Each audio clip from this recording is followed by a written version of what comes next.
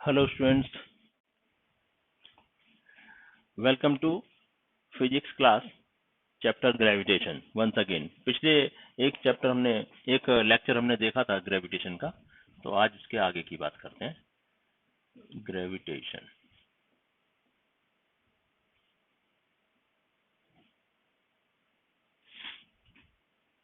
पिछली बार इंट्रोडक्शन के तौर पर हमने ग्रेविटेशन को समझा था। ये एक ऐसा फोर्स है जो हमेशा, जिसका नेचर फोर्स का अट्रैक्शन का होता है, नॉन कांटेक्ट फोर्स है। हर ऐसा ऑब्जेक्ट जिसके अंदर कोई मास हो, वो दूसरे किसी मास के ऊपर ये फोर्स अप्लाई कर सकता है। न्यूटन साहब ने इसके बारे में सबसे पहले लॉ दिया था। हालांकि इसके बारे में काफी कुछ लोगों ने पहले ही बताना शुरू कर दिया था। बहुत से वैज्ञानिक थे, जिसमें केपलर साहब सबसे इम्पोर्टेंट एक रोल प्ले किया था उन्होंने ग्रेविटेशन के बारे में कॉन्सेप्ट बनाने के लिए। तो वो सब चलता रहेगा। तो लास्ट टाइम हमने ये समझा था कि दो ऑब्जेक्ट अगर जिनके अंदर कुछ मास है, वो फोर्स ऑफ अट्रैक्शन लगाते हैं। और हमने एक क्वेश्चन के माध्यम से समझा था कि अगर ये अर्थ है और यहाँ पे एप्पल है, तो ये एप्पल अर्थ पे क्यों गिरता है? Why it happens so? Because mass तो एप्पल में भी है और मास तो अर्थ में भी है। इसका मास बहुत ज्यादा होता है, इसका मास थोड़ा कम होता है, काफी कम होता है कंपैरिजन करें तो एप्पल ही अर्थ की तरफ क्यों गिरता है? जब दोनों एक दूसरे के ऊपर फोर्स लगाते हैं तो अर्थ भी तो कभी एप्पल के पास जा सकती है। तो हमने इसको प्रूव करके बताया था कि दोनों के बीच में लगने वाला फोर्स सेम रहेगा, same force of gravitation between any two objects, between two objects. जो भी दो ऑब्जेक्ट हैं उनके बीच में फोर्स सेम होगा, यानी एप्पल के ऊपर भी वही फोर्स लगेगा जितना अर्थ के ऊपर फोर्स लगेगा, राइट? तो फिर सपोज करते हैं कि एफ है। Now for apple, F equal to M A. तो एफ तो कांस्टेंट है, तो इसके लिए F equal to M A one मान लेते हैं। इसका मास m है और acceleration a1, hence a1 equal to force upon mass. For earth, f equal to ma, force तो वही है, m कैपिटल हो गया इसका, और acceleration a2, so a2 will be equal to f upon m। a1 f upon small m, a2 f upon capital M। और हमको given है capital M is very very large than m। अब देखो ना, ये बहुत लार्ज है, इसकी वैल्यू बहुत ज्यादा है, तो इसकी वैल्यू बहुत कम होगी a2 की। Hence a2 is very very less than a1। a1 मतलब एप्पल का एक्सीलरेशन a1 है, a2 इसका एक्सीलरेशन है अर्थ का, तो a1 का एक्सीलरेशन बहुत ज्यादा है। a1 has got a very very high value of acceleration as compared to a2। तब जिस एक्सीलरेशन का बहुत ज्यादा है तो इसकी वेलोसिटी बहुत ज्यादा हो जाती है, अर्थ की तरफ ज्यादा जोर से मूव करता है, ज्यादा वेलोसिटी से मूव करता है, जबकि A2 बहुत कम वेलोसिटी से मूव करेगा, इतनी कम कि नेग्लिजिबल है, इसीलिए वो दिखता नहीं हमको। अर्थ का मूवमेंट दिखता भी नहीं, महसूस भी नहीं होता, लेकिन एप्पल का महसूस होता है। तो ये बात हमने पिछली बार समझी थी, सेम फोर्स होता है, ये बात भी समझी थी।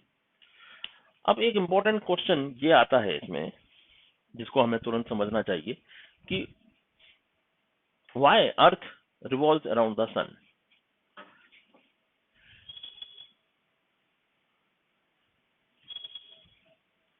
तो इसको हम अभी करके देख लेते हैं, इस बात को भी जैसे हमने दूसरे क्वेश्चंस किए उसी तरह से ये भी करेंगे कि why earth revolves around the sun, why moon revolves around the earth, या फिर कोई भी प्लेनेट किसी दूसरे प्लेनेट या स्टार के अराउंड जो रिवॉल्विंग करता है वो क्यों करता है, आखिर क्या जरूरत पड़ेगी उसको ऐसा करने की।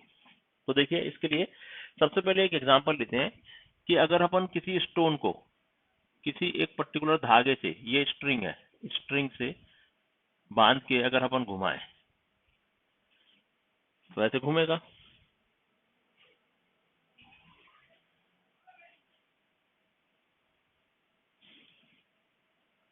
ऐसे घूम रहा है।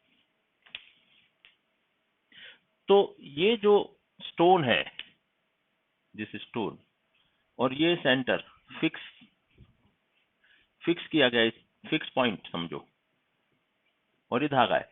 तो इनके बीच में ना ये जो स्ट्रिंग है ना उसको अपनी तरफ अट्रैक्ट कर रही है, ये खींच रही है, इसको टेंशन टी कहते हैं।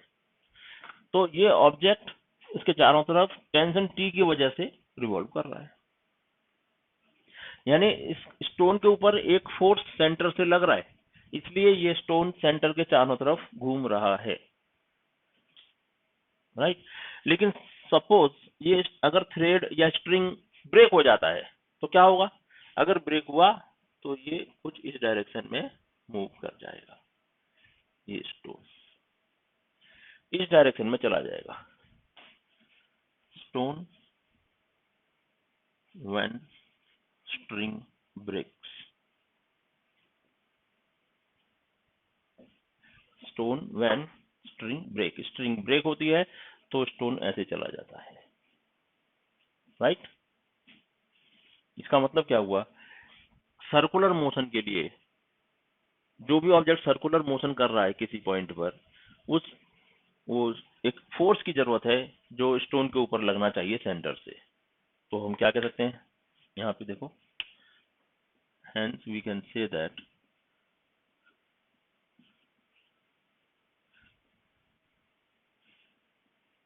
for circular motion about a fixed point,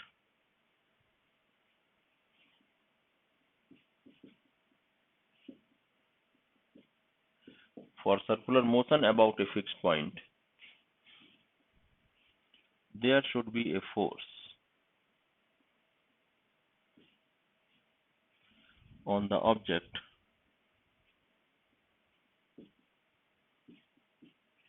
towards the center.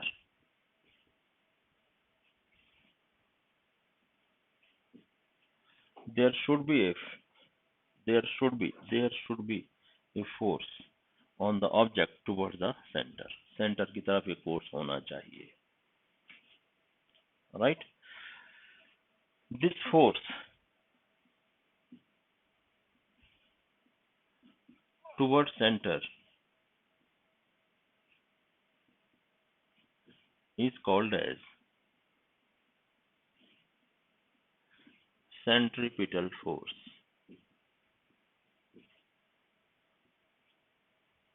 इस फोर्स का नाम भी दे दिया, देखो सेंट्रीपिटल फोर्स होता है, यानी ये स्टोन जब सर्कुलर मोशन करता है तो उसके ऊपर एक फोर्स सेंटर की तरफ लगता है, इसका नाम है सेंट्रीपिटल फोर्स।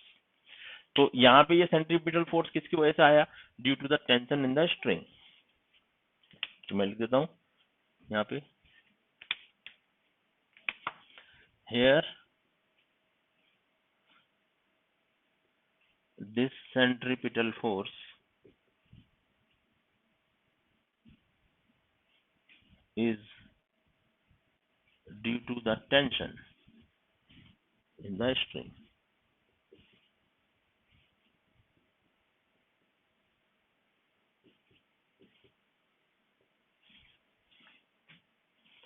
राइट। अब यही सेम चीज को आप समझ में आ गया क्या? अगर किसी ऑब्जेक्ट को हम एक फिक्स सेंटर के चारों तरफ मूव करवाना चाहते हैं तो हमने स्टोन को एक धागे से बांध लिया, स्ट्रिंग से बांध लिया और उसको वेल्ड किया, मतलब मूव किया इस तरीके से। तो जैसे ही हम इस तरीके को मूव करते हैं तो स्टोन चारों तरफ घूमता है और ये स्ट्रिंग में एक टेंशन क्रिएट होता है, और इस टेंशन ये टेंशन की डायरेक्शन टुवर्ड्स द सेंटर होती है, और सेंटर की तरफ जो फोर्स लगता है उसका नाम होता है centripetal force. The name of the force which is acting towards the center is called centripetal force. So this centripetal force is originated here from the tension in the string. Tension से ये centripetal force बना, right. ये एक basic बात हो गई। लेकिन अब हम इसी को अगर हम कंपेयर करें अर्थ और सन से, देखिए अर्थ और सन से कंपेयर करें या फिर मून और अर्थ से कंपेयर करें तो क्या हो रहा है, देखो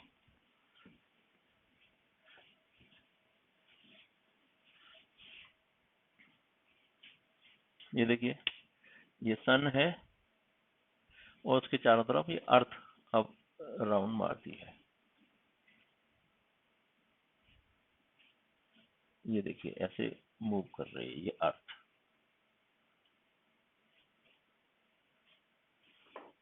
अब यहाँ पे ये ऐसी स्ट्रिंग तो नहीं है, लेकिन यहाँ पे एक फोर्स है, इन दोनों के बीच में एक फोर्स है, ये फोर्स है दोनों के बीच में।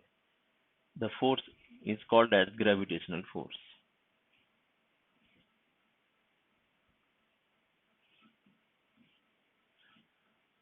तो आपको समझ में आ गया कि जिस तरीके से स्टोन को एक धागे से बांध के, स्ट्रिंग से बांध के हम एक सेंटर के एक फिक्स सेंटर के चारों तरफ मूव करवाते हैं, सर्कुलर मोशन करवाते हैं, जिसमें स्ट्रिंग जो है ना वो फोर्स या सेंट्रीपिटल फोर्स प्रोवाइड करती है।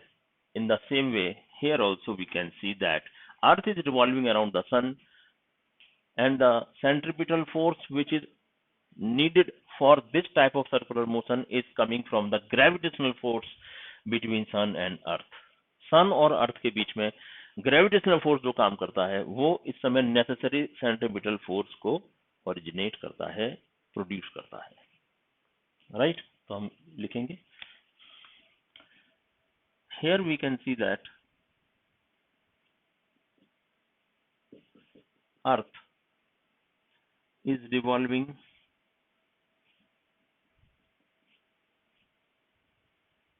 around the sun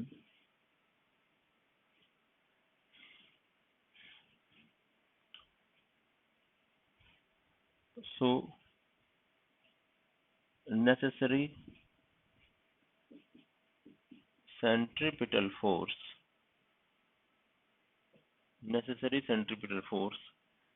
is produced by gravitational force between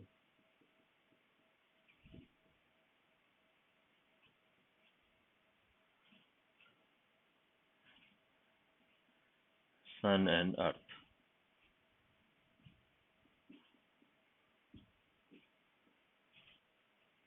तो अगर कोई आपसे क्वेश्चन पूछे why earth is revolving around the sun, तो आप कह सकते हैं it is due to centripetal force. Earth is revolving in a circular path around the sun. From where this centripetal force is coming? This centripetal force is coming from gravitational force between earth and sun. Sun और earth के बीच में जो gravitational force है, that is the origin of centripetal force between, or centripetal force is necessary for a circular motion like this, right। तो मैं अब इसको मिटा के अर्थ और सन के बारे में और एक सेंटेंस लिख देता हूं, देखिए।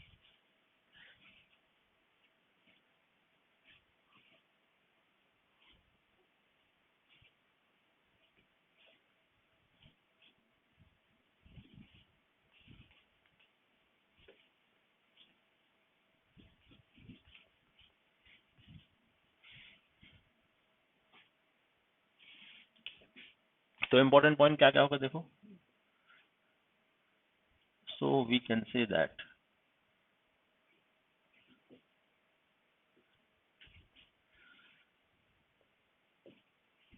centripetal force is necessary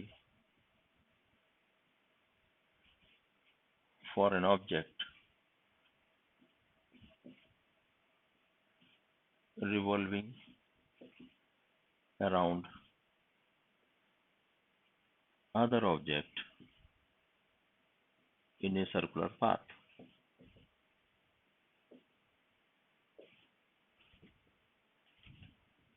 तो कोई एक ऑब्जेक्ट दूसरे के चारों तरफ रिवॉल्व करना चाहता है, सर्कुलर पाथ में मूव करना चाहता है, तो उसको सबसे इंपॉर्टेंट एक सेंट्रीपिटल फोर्स चाहिए। सेंट्रीपिटल फोर्स मतलब the force which is acting या which is directed toward the centre. तो वो चाहिए, तभी तो सेंटर की तरफ हमेशा फोर्स लगता रहेगा, तो वो चाहिए। और in case of sun and earth, who is giving this centripetal force between stone and me? जब मैं उसको घुमा रहा था स्टोन को एक धागे से बांध के, तो वो सेंट्रीपिटल फोर्स धागे के या स्ट्रिंग के टेंशन से मिल रहा था। लेकिन यहाँ पे कोई टेंशन यानी धागा तो है नहीं, सन और अर्थ के बीच में कोई स्ट्रिंग तो नहीं है, तो फिर वो सेंट्रीपिटल फोर्स जो अर्थ को जरूरी है सन के चारों तरफ रिवॉल्व करने के लिए, that is originated from gravitational force between sun and earth. तो मैं यहाँ पे अब लिखूंगा यही बात को। द नेसेसरी सेंट्रिपिटल फोर्स, मैं सीपी लिख देता हूँ, इसको सीएफ लिख देता हूँ। The necessary centripetal force between sun and earth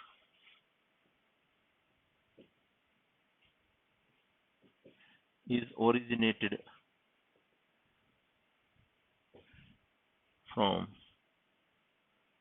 gravitational force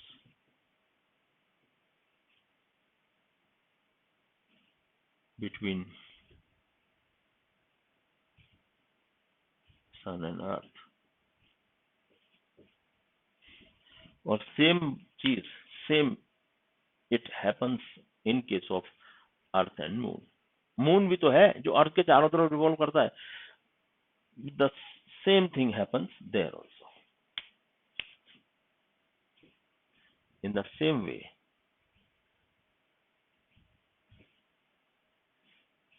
moon revolves around the earth।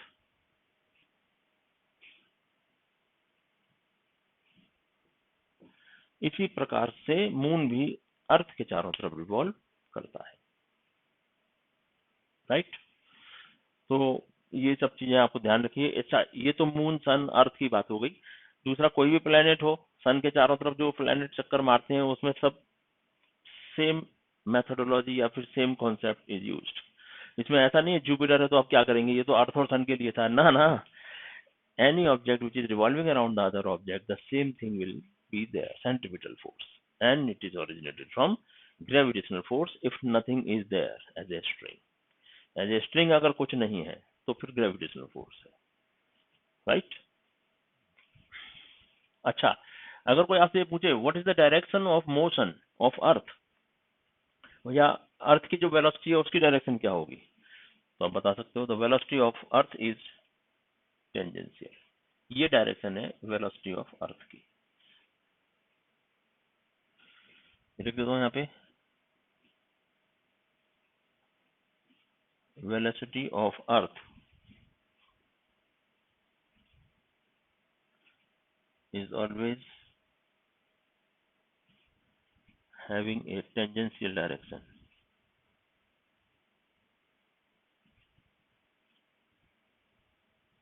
tangential direction, ये भी इंपॉर्टेंट है। जैसे हम स्टोन को भी अपने एक थ्रेड से बांध के मूव करवा रहे थे, घुमा रहे थे, रिवॉल्व करवा रहे थे, उसकी भी डायरेक्शन टेंजेंशियल होती है। धागा टूट गया तो वो, अब ये अगर ये इससे ब्रेक हो गया यानी ग्रेविटेशनल फोर्स से फ्री हो जाए अगर अर्थ, तो ऐसे चली जाएगी। फिर हम सन के चारों तरफ रिवॉल्व नहीं करेंगे, फिर हम एक डायरेक्शन में चले जाएंगे, टेंजेंशियल डायरेक्शन। यहाँ होते तो इधर चले जाते, यहाँ होते तो इधर चले। टेंजेंट, टेंजेंट क्या होता है आपको समझ में आता है क्या? कोई सर्कल है तो उसका टेंजेंट क्या होता है? ये देखो सर्कल है, उसका टेंजेंट क्या है, इस पॉइंट पर निकालना है। तो ये देखो, ये टेंजेंट है, ये टेंजेंट। मतलब tangent is a straight line which is touching a circle eight one point only. सिर्फ एक पॉइंट पर टच कर रहा हो, ऐसी स्ट्रेट लाइन को टेंजेंट कहते हैं सर्कल के। ये सर्कल है और वो टेंजेंट है, तो टेंजेंशियल डायरेक्शन होती है इसकी। चलो,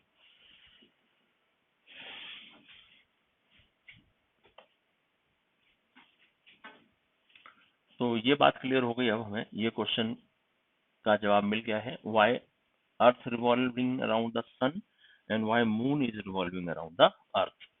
या फिर कोई दूसरे भी प्लैनेट्स हैं वो सन के चारों तरफ इसी वजह से ही मूव करते हैं, रिवॉल्व करते हैं। अब थोड़ा पीछे चलते हैं हिस्ट्री की तरफ, हिस्ट्री ऑफ ग्रेविटेशन।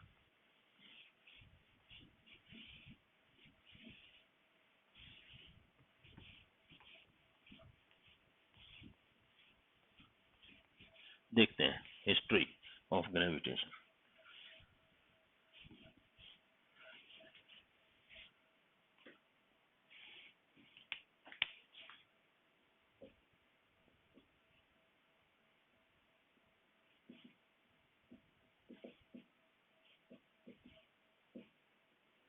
क्या है भाई इसकी हिस्ट्री ग्रेविटेशन की?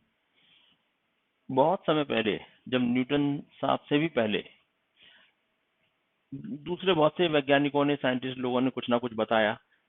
तो केपलर साहब के भी पहले जो सिचुएशन चल रही थी उसमें ऐसा समझाया था। देखिए, तब कोई आज से 300-400 साल पहले, 500 साल पहले कोई ज्यादा जानता नहीं था साइंस के बारे में। तो उस समय कुछ ना कुछ अपने अपने तरीके से लोग बात करते थे। तो बहुत समय पहले की बात है, मैं भी नहीं जानता कितना टाइम हो गया होगा इस बात को, कि लोग ऐसा मानते थे कि अर्थ सब कुछ है, और जितने भी ऊपर स्टार्स या कुछ दूसरे प्लैनेट्स हैं, they all are revolving around the earth. Earth is a centre of everything. Universe का सेंटर है अर्थ, और जो कुछ भी हो रहा है इस यूनिवर्स में वो अर्थ के चारों तरफ हो रहा है। इवन सन भी जो है ना, वो अर्थ के चारों तरफ चक्कर लगाता है। बाद में धीरे धीरे टेलीस्कोप बना या दूसरी चीजें बनी। अभी क्या है, अपन नेकेड आई से कितना देख सकते थे, अभी अपने को देखते हैं तो स्टार्स हमें दिखते हैं। कई कई बार हमें कुछ प्लैनेट्स भी दिखते हैं। आपने कभी देखा होगा दिन में भी आपको कभी कभी मून जैसा कोई तो भी एक व्हाइट कलर का गोला दिखता है आसमान में। That is nothing but A planet. वो कोई तो भी प्लैनेट होता है। तो वो प्लैनेट भी हमको दिखते थे। तो जितना हमने अंदाजा लगा पाया वो यही था कि earth is the centre and everything is revolving around the अर्थ। लेकिन केपलर साहब ने जब अब इसकी रिसर्च करना शुरू किया तो उन्होंने बताया कि नहीं भाई, ऐसा नहीं है। सब कुछ अर्थ के अराउंड नहीं होता। अर्थ खुद एक प्लैनेट है सिर्फ। सन सब कुछ है, ऐसा समझाया उन्होंने। और उन्होंने बताया जितने भी प्लैनेट हमारे आसपास दिख रहे हैं हमको, they all are revolving around the sun. Sun is the centre. तब से फिर ये एक नई दिशा ग्रेविटेशन को मिली। केपलर साहब ने जो कुछ बताया उसको हम Kepler's law of planetary motion से पढ़ते हैं। तो मैं यहाँ पे सबसे पहला जो पॉइंट था वो लिखता हूँ। It was Kepler, it was mister Kepler who told that Earth and other planets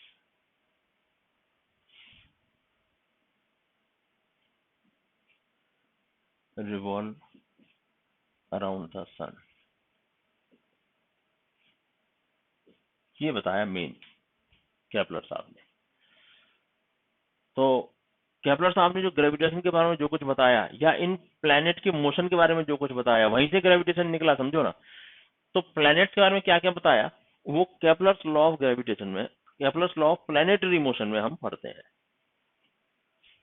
mister Kepler gave a few laws which are studied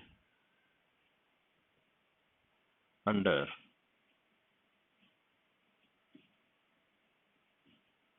Kepler's laws of planetary motion।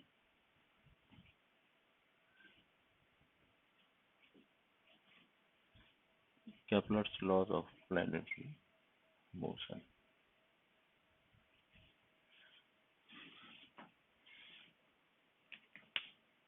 और ये केपलर साहब के लॉज कौन कौन से थे वो हम एक एक करके अभी पढ़ते हैं। कैसा है, केपलर साहब ने ये सब बताया जरूर, लेकिन केपलर साहब कोई फाइनल आउटकम नहीं दे सके। तो उन केपलर साहब के साथ में और भी कुछ उनके कलीग्स थे, लेकिन कुछ फाइनल बात नहीं बनी। फिर न्यूटन साहब आए। न्यूटन साहब ने केपलर साहब को बोला, न्यूटन साहब देखिए एक मैथमेटिशियन थे, तो उन्होंने केपलर साहब को बोला कि तुम अपने जो भी रिसर्च पेपर्स हैं या जो कुछ भी आपने किया है उसको मेरे पास लाओ। और वो देखने के बाद उन्होंने जो कुछ रिसर्च था उसको मैथ के साथ रिलेशन में लाके final Newton law of gravitation हमें दिया। तो वो हम बात की बात देखेंगे। केपलर साहब ने बहुत रिमार्केबल काम किया उसमें।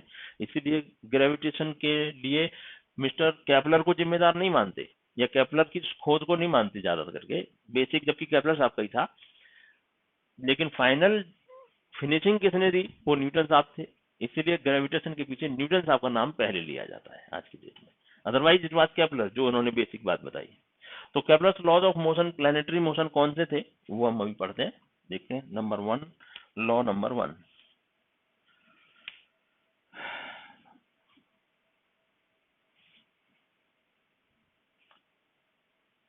Kepler's first law. केपलर साहब का पहला लॉ क्या था, देखिए।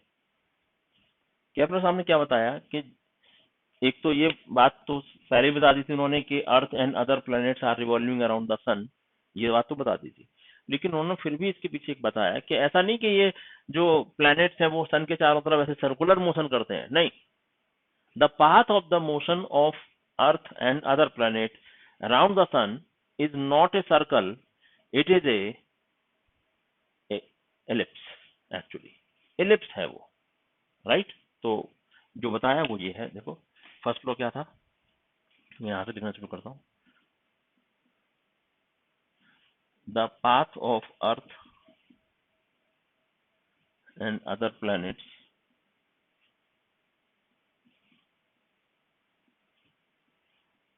Around the sun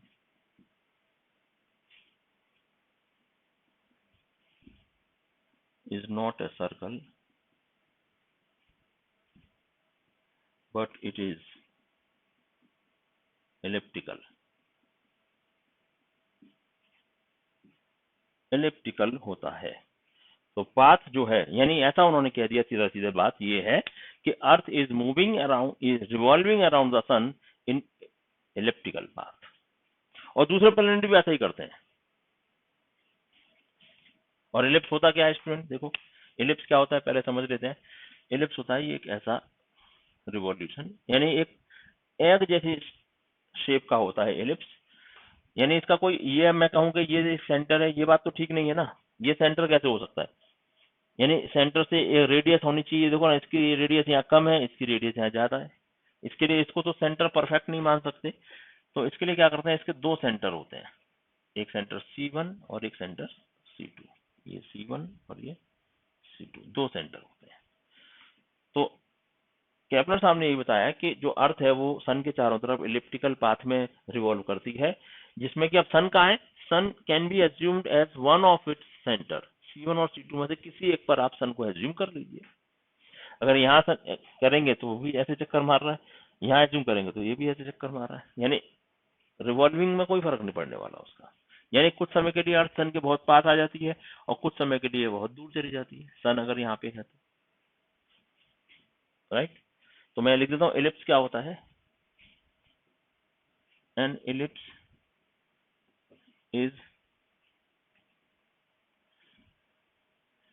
is a shape shown in this figure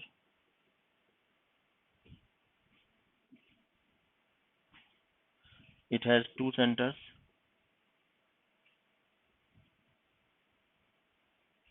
centres नहीं कहते इनको, कहते हैं it has two foci, focus, दो फोकस होते हैं, एक फोकस ये और एक फोकस ये, और फोकस को लॉन्ग यानी प्लूरल फॉर्म में फोकाई कहते हैं, फोकस सिंगुलर और प्लूरल इसका foci, it has two foci, ellipse is a shape shown in this figure, it has two foci. अब इसकी विशेषता क्या होती है सुनिए, कि मान लो अगर मैं कोई एक पॉइंट ए और एक पॉइंट बी ले लूं, ए बी, तो ये देखो ए से C1 और बी, ये देखो यहाँ ऐसा होगा, ये बी इधर है, तो ये बी, तो क्या होगा देखो पता है क्या, इसका जो टोटल होगा यानी AC1 प्लस BC1, और दूसरा मैं दो पॉइंट और ले लेता हूँ यहाँ, सपोज मैं एक पॉइंट यहाँ ले लेता हूँ C और एक पॉइंट यहाँ ले लेता हूँ D,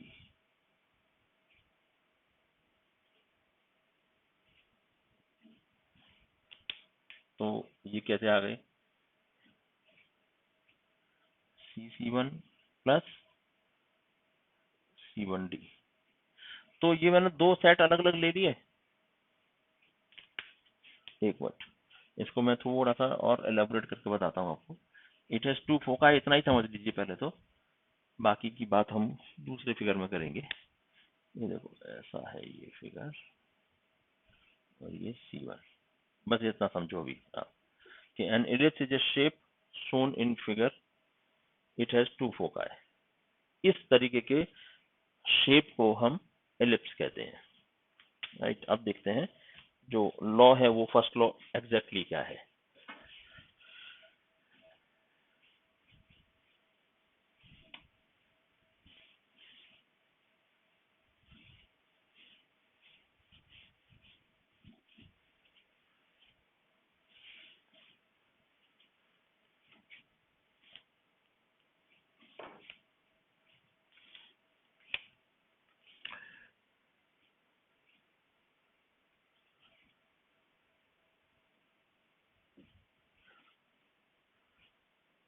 the earth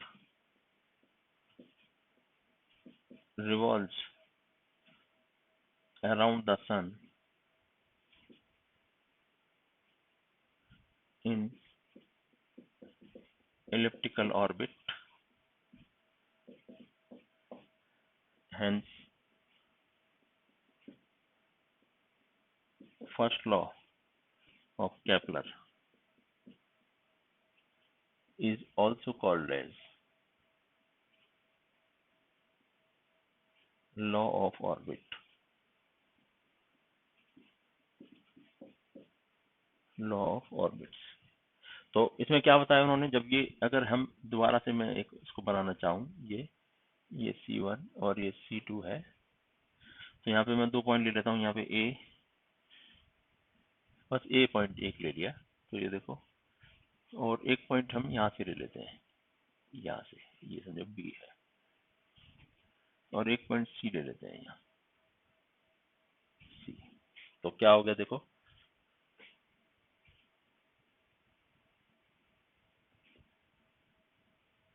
AC1 plus AC2, और दूसरा पॉइंट BC1 BC2, और तीसरा पॉइंट रेड कलर से मार्क कर देते हैं, CC1 CC2। ये सब sum of the distances of any point from the centre is always a constant. आया क्या इंपॉर्टेंट बात समझ में? क्या ये the sum of the distances of any point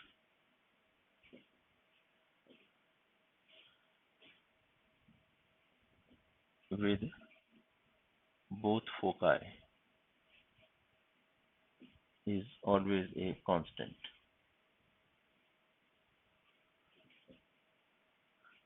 Yes. तो मतलब क्या? सो अब देखो सम कैसा, ए पॉइंट का कर लें तो कैसा होगा, AC1 plus AC2, that will be equal to BC1 plus BC2, that will be equal to CC1 plus CC2। It's a constant, सब कांस्टेंट है।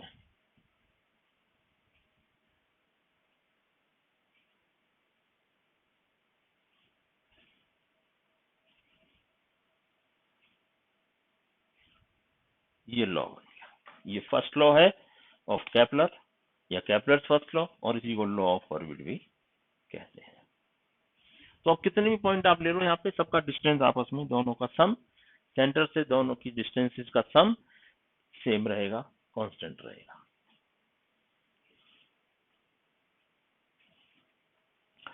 दूसरा लॉ केपलर साहब ने जो बताया, that can be studied under Kepler second law now, right. मैं Kepler second law के बारे में लिखता हूँ अभी, आप हेडिंग डाल दो केपलर सेकंड लॉ।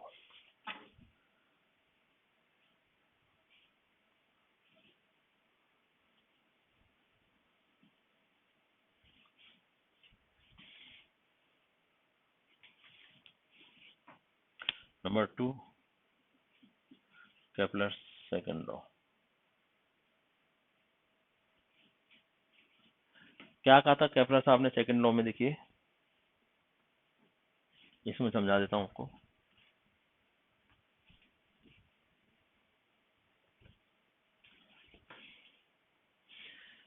कि सपोज करो कोई ऑब्जेक्ट मूव करते हुए ए से बी तक आया, ए से बी तक आने में उसको टाइम टी लगा,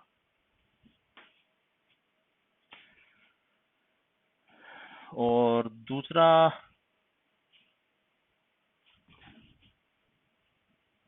बी से सी आया टाइम टी में, सॉरी सी से डी आया टाइम टी में। तो देखिए ये जो उसने टाइम टी में जो एरिया स्वीप किया, this is the area swept by the object from coming from A to B in time t. So the area of sweeping in time t is always equal for an object revolving around one of the foci. This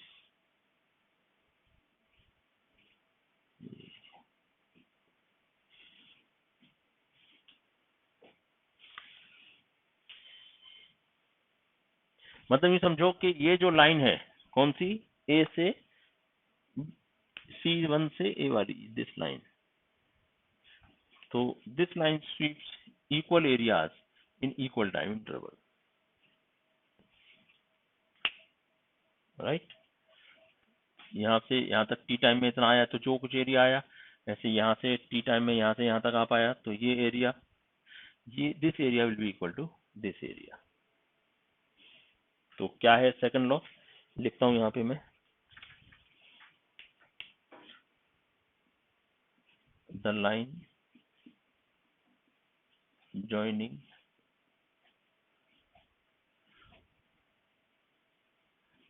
to the focus, the line joining to the focus sweeps equal areas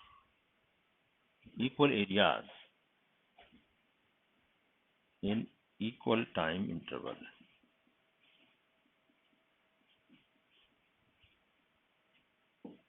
Equal areas in equal time interval. Hence, क्या दिख रहा है आपको, area of AC1B is equal to area of CC1D.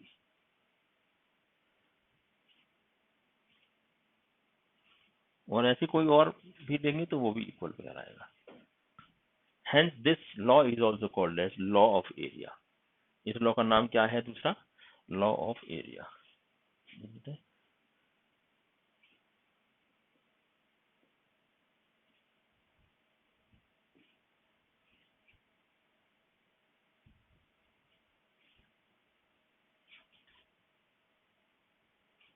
law of area, this law is also called as law of area। और इसके बाद आता है केपलर्स थर्ड लॉ, लेकिन वो हम नेक्स्ट क्लास में पढ़ने वाले हैं। Thank you very much for today.